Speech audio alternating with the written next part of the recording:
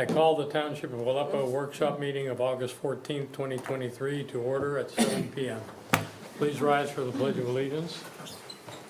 I pledge allegiance to the flag of the United States of America and to the republic for which it stands, one nation, under God, indivisible, with liberty and justice for all. Roll call, please. President Jones. Present. Vice President Williams. Present. Commissioner Darrow. Present. Commissioner Richard. Present. Commissioner Haluka. Here. Solicitor Stone. Present. And Manager Patterson. This meeting, as all others, will be recorded and uploaded to YouTube. Do I hear a motion to approve the July 17th legislative meeting minutes? So moved. Second. Addie gets to pick. It's an echo. Got it. Whichever. Any questions or discussion? All in favor? Aye. Aye. Opposed? Motion passes. Gwen, will you do this one? Sure. This is a motion for a resolution. The county is requiring a resolution this year for all municipalities who want to opt into the CDBG program, the Community Development Block Grant Program, for a 3-year term. In the past, you just had to opt out if you didn't want to participate, and opt in, you did nothing. But this year, they want action by everyone. So this says that we would be choosing to opt into their programs. We don't necessarily have anything in the pipeline, but it keeps our options open. If there's a grant program that would benefit us, we're available, or it's available to us. Is there any downside? No. I motion to adopt a resolution to be included in the Allegheny County Community Development Block Grant and Home Investment Partnerships Program for 3 program years, 2024, 2025, and 2026. Second. Second. Any further discussion? Third. All in favor? Aye. Opposed? Motion's approved. Presentation of the 2022 audit.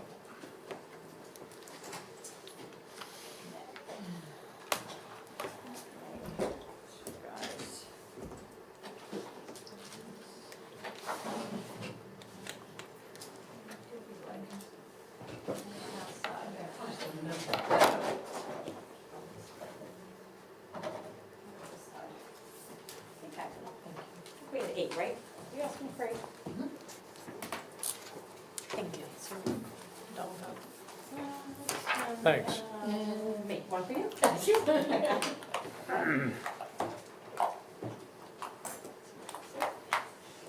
Thank you all for having me tonight.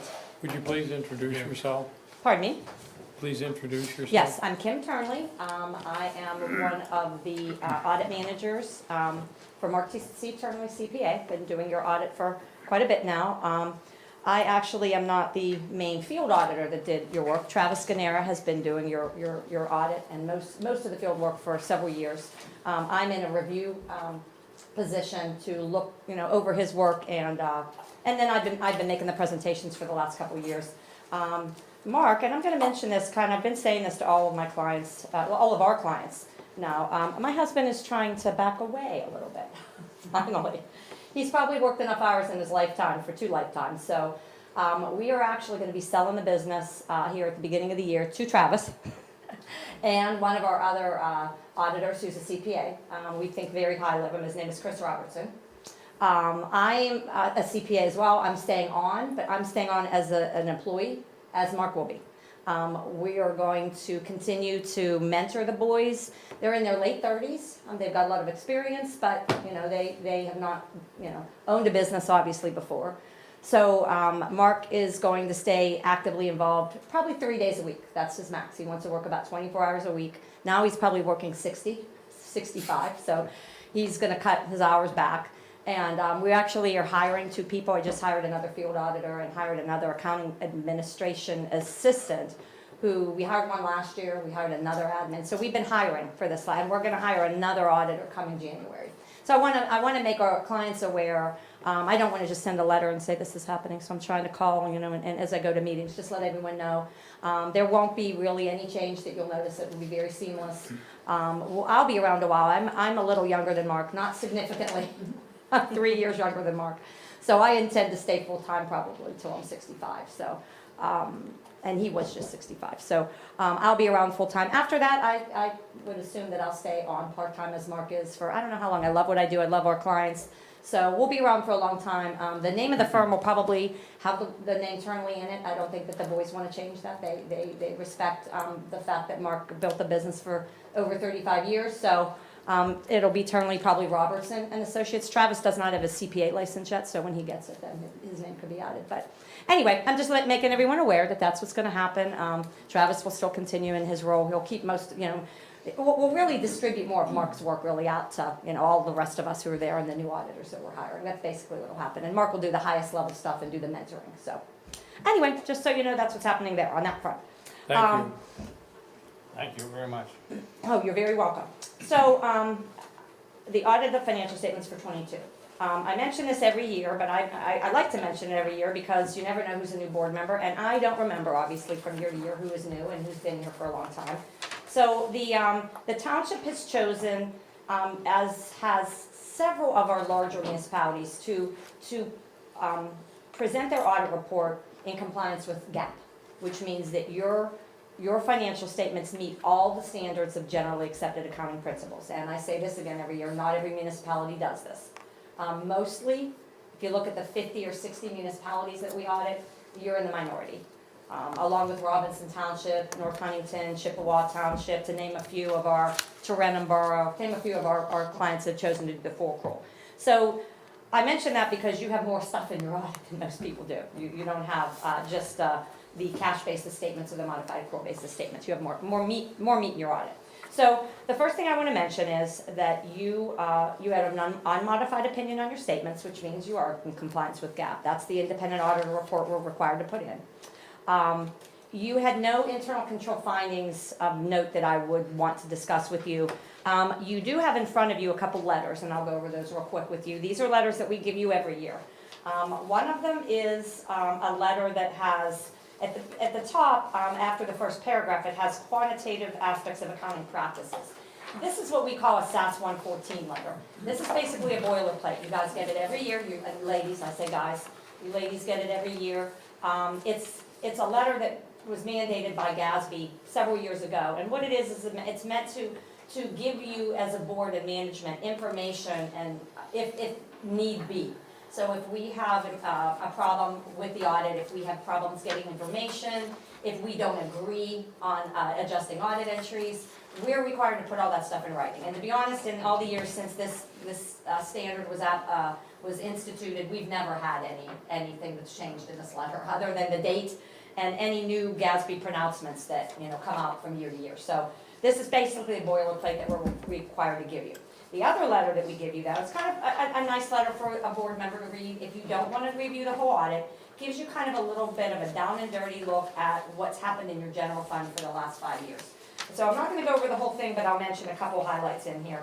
The first page indicates where your fund balance has been in your general fund for the last 5 years. And it's been trending upwards for the last 3 years. If you look in the middle of the page, you'll see from 2018 to 2022 where your general fund balance has been. And what drives your fund balance is whether your revenues exceed your expenses for the year or your expenses exceed your revenues. If your expenses exceed your revenue, you're going to see a negative there. That means that you have to take money out of the prior year. It'd be like taking money out of your savings to help pay for bills. If you see a positive number, that means your revenues exceeded your expenditures for the year. So again, like I said, you've had an increase for the last 3 years. It's a variety of different reasons why that happens. It could be more revenues. It could be expenditures that are lower than anticipated, or projects that you anticipate doing that you budget for that you don't have come to fruition in that particular year. But the reason we started doing this is we want the board to see if there's a pattern. And you're doing your own due diligence anyway, but as an auditor, we felt it was our responsibility to make sure that if we saw a trend of 5 straight years of negative numbers, that's something to be concerned about as a community. You want to look then as to how you can reduce your expenditures and or increase your revenues. Because eventually, as everyone knows, if you continue to take from your savings, you'll have $0, and that's what would happen to, the municipality or a school district or any governmental unit. So that's what that's for. And then the other couple pages are more analysis on where your expenditures were for the last, and revenues were the last 5 years in total. Now, this is just a very high-level document. And then where your, some of your different departments landed with budget to actual, in just for 22 now, as a total expenditure amount, actual to budget. And we'll go over a little bit more of that. But other than that, you guys, you don't have really anything that I put in this management letter. If I had some internal control points, that's where I would put it. Right in this letter, if I had any comments to make for you. So, of course, we're not going over this whole audit report. I really just want to talk about the highlights real quick, and then I'll get out of your hair so that you can move on and go on to the next part of your meeting. So we're going to skip over the full accrual statements because we never review those. Those are something that is required in this document, but it's not the way you budget. You budget on a modified accrual basis in accounting. So that's the statements we're going to look at. So we're going to start on page 3, regular page 3, Exhibit C. This is your balance sheet. And you operate several governmental funds. Of course, general fund being the largest and the most of your revenues expenses flow through that fund. And then you have debt service, you have a capital improvements fund, and then you have some smaller non-major governmental funds such as the liquid fuels fund.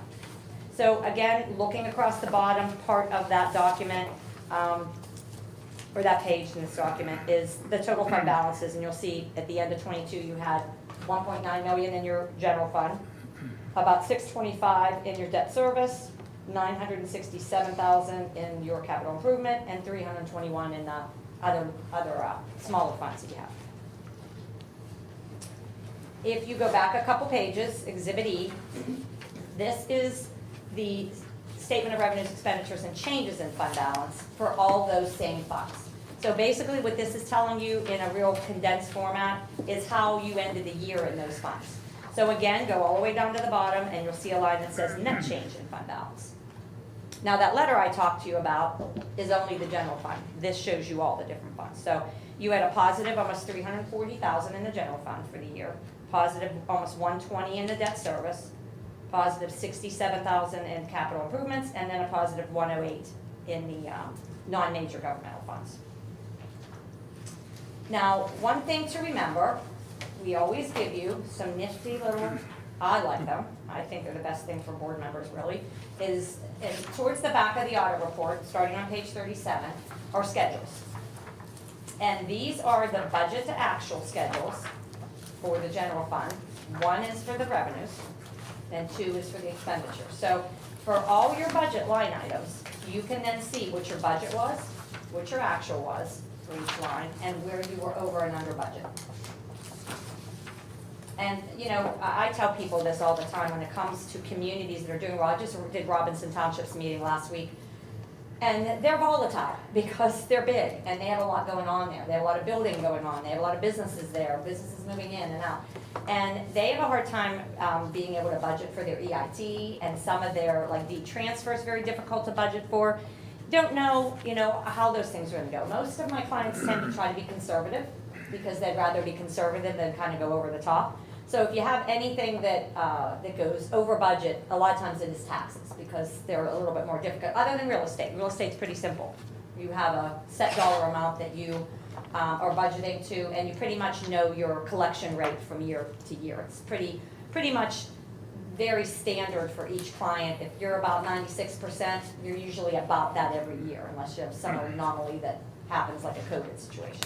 So this is a place that you guys can go, you ladies can go, to look at why your budget was different than your actual and where you were either over and under. So those are the first 2, Schedules 1 and 2. And then if you go back after Schedule 2, you'll see Schedules 3 and 4. And these 2 are the ones that, in the front, they're combined to be the non-major governmental funds. These 2 in the back show you the individual funds, the highway aid, i.e. liquid fuels fund, and then your stormwater fund. And the Schedules 3 and 4 show you what the assets are and liabilities and fund balance, and then the next page shows you your revenues for both of those funds individually. So it's combined in the exhibit up front, and in the back it's broken out for you so you can see exactly what happened in those 2 funds. So that gives you a little bit of a detailed way to look at everything so that you can use it maybe to make some decisions even with your next year's budget. And the other parts of the report are the full accrual stuff, your MD&As in the front, your notes to the financials, which have a myriad of pieces of information that's required by GAAP. And then in the very back of the report, I don't usually spend a lot of time with this. The only thing I mention is, this last year was bad when it comes to the stock market. So pretty much everybody, didn't have a good outcome to their pension plans. So that, the documents that are behind those schedules, they show the outcome of the year for the last actually 10 years of where your plan is and what happened to it. You'll notice if you want to take a quick peek, you can just see it very plainly on page 45. You'll notice way down at the bottom, your plan percentage of net position to your liability is under 100%. It's been over 100% the last 3 years prior to that. And that simply has to do with the stock market and what happened with investment income and the loss on value of investments. Everybody had that same situation, so nothing that the township is doing wrong. All through the years, these actuarial companies come in and they value everything, and they let you know what you're supposed to deposit, what your MMO is supposed to be each year to make sure you can meet your obligation to your retirees for their benefits. So sometimes, things go well and you get a lot of money in here in investment appreciation, and other times not so well. So 22 was a not so well year. So you may, all of our clients may see that they have to make a little bit more in contributions, or if there's a good bounce back in 23, which we have had a bounce back, you may see that there's not much of a difference in the MMO requirement for 24. That's all I have to talk about, unless anybody has any questions for me. I think Gwen can second this. You must have read our mind, because prior to the meeting, I said my revenues were more or less, my expenses were more or less. What was the net impact on my cash flow? Yeah. So this first letter is perfect. Yeah, and we like this. We started doing it about 5 or 6 years ago. We've included all of our clients now. We do it for the smallest clients and the largest clients, and we found that people do like that as a quick snapshot to look at, so. Any questions? Very thorough as usual. Thank you very much. Thank you guys and ladies for having me. Appreciate you. It's a good format. This is. Yeah, we've kind of got it down pat pretty much now. So it's working pretty good. Now you may see that I'm gonna make Travis come next year with me and let him take his shot at starting to, stand in front of a board. And we've talked about this a long time because it's been Mark and I for so many years doing all the meetings, and you get to understand what you should say at a meeting and what's valuable for the board and the management. And then you learn how to answer maybe some tough questions if there's problems. And I have a couple of those coming up. I have some schools that have real problems, and I have a lot of findings to talk about with them. And I don't like to do that, but sometimes it's mandatory and you have to. And those are the things the guys are going to be learning, I think, in the next 7 years. And you guys are a nice, easy, great client because you do well.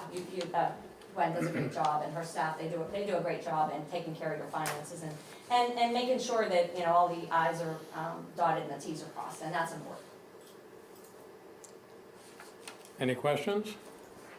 Thank you very much. Okay, thank you for having me. Have a great evening, guys. Thank you.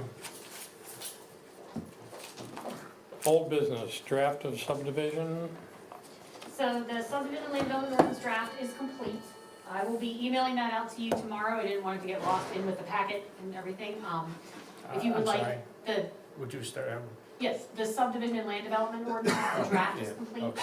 And so I'll be emailing you that tomorrow. If you'd like a paper copy, if it's easier to do on paper, let me know and I'll print it out and get it to you. That will be, the public hearing for that will be on the September 18th legislative meeting.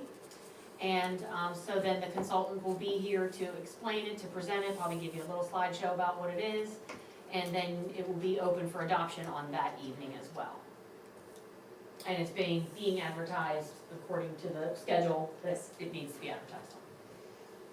And that subdivision and land development ordinance, it works with the zoning ordinance, and it talks about what kinds of land uses, and not just land uses, but like what kind of development you're allowed to have here in the township.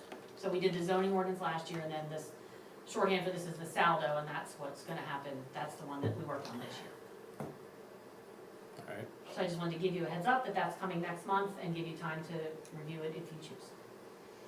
I'll take a paper copy. Paper copy? Okay. Yeah, please do that Paper? for me.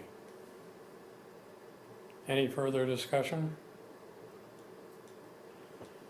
2023 paving project update.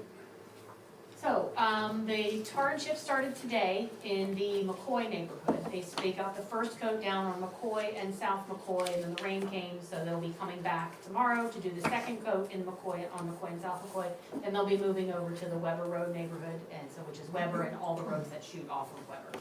So that will hopefully be finished this week. A different crew does the paving, from the tar and chip. And that, we got notified this morning that they are planning to come in on Wednesday and start milling the roads in the Ridge neighborhood. So that in the Swickley Ridge neighborhood. So they're gonna start on Swickley Ridge Circle on Wednesday. They think milling will take about 3 days, so weather permitting the 16th, 17th, and 18th. Then they'll be doing base repair, again, weather permitting, on the 19th probably, and that's sections of the road where we know the base, the stone base is bad or mushy or, you know, whatever. So they're gonna be going through after they mill off the first layer of paving and making those repairs. And then once those are all repaired, then they're gonna be paving. They said it should take about 4 to 5 days to complete the paving in that neighborhood. They'll keep one lane open at all times, so you'll be able to get out. No one will be landlocked for, you know, a day or anything like that. So they'll pave working on one side. They'll have flaggers or crew members there to help people get in and out of their neighborhood, out of their driveway. You might have to wait a few minutes sometimes if the paver's going right by your house. But if you are alert, you can see that they're working on that lane and might wanna get your car out or go to a neighbor across the street's driveway or something like that, so. That's what we know so far. Could you explain the conflict that occurred? So the, houses on Swickley Ridge Circle have driveways that are shared and drop down behind the houses. And that's privately owned through the manor or by those homeowners, I'm not sure who of the ownership, but it's not part of our project, and they have signed a contract to have some of those driveways milled and repaved as well, and they were hoping to get it done in August before our paving was thought to be starting in September. So we're working between, our engineers is contacting that paving company to try to coordinate the different machinery and paving so that there's as little disruption as possible and as little damage to something that's already paved. Thank you. Any other questions? New business, Trapezono plan. This is a subdivision plan, thing, like a lot line. The two property owners own a lot and they're shifting a line down lower to create a different lot configuration. It's already gone through the planning commission and they've recommended approval, so it will be on the agenda for next week to vote to approve. They've submitted a plan. There were a couple requirements that they needed to update on the plan. They're mostly technical things, and they've submitted that revised plan, and it is at HRG for review, so by next Monday, I should have a clean letter from HRG saying, we're all good, you can vote. Emergency operations plan resolution. So this is what Judy provided for us. She's updated the emergency operations plan, and part of that is a resolution adopting the new updated plan. So that will be on the agenda for next week also for adoption, and a copy of the updated plan will be included with that resolution. And Judy and I are meeting later in the month to go over some of the emergency notification training and to update all the books in our emergency management cart in the back. Any other questions? No. Does the new adoption require training on any of the board's part? Don't be fearful. No, I did say it that way. I didn't necessarily mean it that way. No, Okay. no. The training that we did was for the functional positions, and since the board hasn't changed, we all remain in our functional Okay. position. Just checking. Zoning officer and code enforcement update. So I met with, through the COG, they offer a program for zoning officers of, providing the service of a zoning officer. So I met with the director of the COG and the zoning officer that they have contracted with. And we're working through the agreement right now to see to make sure that it matches our needs. We need a zoning officer to review zoning permit applications and advise us on what the project people are submitting meets our zoning ordinance. Then there might be a couple of other small zoning, advice that we can use them for. So Harlan and I have looked at the agreement already, they're proposing a couple little tweaks, and then we'll have to get a fee schedule together, but hopefully I will have that to be on the agenda, probably not next week, but, by October, to adopt that agreement, or accept that agreement, and then appoint, their consultant as our zoning officer. And then code enforcement / zoning enforcement is a different thing, so there are 3 different elements. There's, building inspection, which is the UCC construction code. There's a zoning officer who checks to make sure that every project meets our zoning ordinance. And then there is zoning enforcement, and that's what we call like the complaints. If somebody calls and says, my neighbor's fence is in my yard, or they're doing something, or there's junk in the yard. So we have 3 different positions that we're looking at. We already have the building inspector. We're hopefully gonna get the zoning officer. And then I've also met with somebody else, also provided through the COG, for the zoning code enforcement position. So hopefully next month I will be able to present you with agreements for both of those, and then we'll have a system in place. So, but, just let me add that, Please. in the old days, there was a inspector, there was a enforcement officer, and a lot of times, there was one person did all those functions. For us, it was Jeff Frazier for many, many years. Jeff unfortunately passed away last year. And so that left a void on all these different aspects between building code and zoning code enforcement. And so we've been scrambling a bit to try and fill that position. And it so happens that Quaker Valley COG years ago, when I was associated with it, came up with the idea that why should every municipality have its own zoning officer, especially when they're hard to come by, and they are. Why don't we offer this as a service of the COG? And we can have our own zoning enforcement officer, building code inspector, and we can essentially provide it to our member municipalities at certain rates. And so that makes some sense. There's some drawbacks to that, but generally speaking, it is pretty much our only option here, because the idea of building inspectors and zoning enforcement officers wearing the same hat, they're hard to come by, and I think those days are probably behind us. And we've sort of moved into a new era where code enforcement and zoning enforcement is going to be more diversified, if that helps explain. It does. Has there been any progress on the off-site meetings? Yes, well, we have narrowed it down to the October legislative meeting. I will be approaching Masonic about whether or not they have availability at their building to have our October legislative meeting over there. We did that for years in a row, and then COVID came and we stopped and hadn't picked that back up. So I don't have confirmation on that yet, but I do have confirmation that we can hold the November legislative meeting at the fire station if that is what we choose to do. So I will have that set up well in advance, because we advertise the location change, we post the building with the location change, that notice will go out in the digest that goes out. So we'll definitely get it out there well in advance of a venue change. Good. So you're going to present it at Masonic in October? I'm gonna ask Eric and Carrie if that will work. That would be very timely, because we've had a big turnover. Okay. I mean, they're well received and people Yeah. like to listen, so. Any other new business? Did we have any communications from citizens?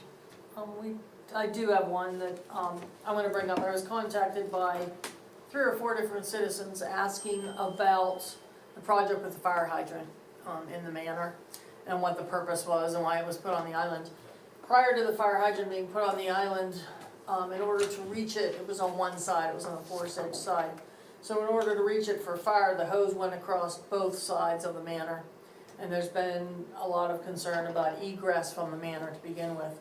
So if there's a hose laid across both sides of Swickley Heights Manor, there is no egress. So now with a hose, with being able to hose just the island, to the hydrant, there'll always be an egress, back and forth there. Good. And that project's done, finished, hoping that the grass will grow and we'll be on our way.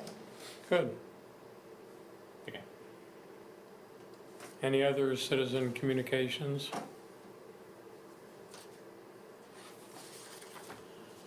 Any other new business? We're adjourned.